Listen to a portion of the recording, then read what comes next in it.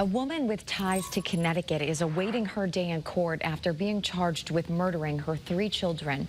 Lindsay Clancy, a Connecticut native, is accused of strangling her kids at her home in Duxbury, Massachusetts.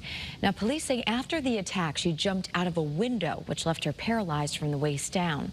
It was reported that she was allegedly struggling with postpartum psychosis, which is a serious condition that can cause delusions and hallucinations. Clancy is currently being held without bail.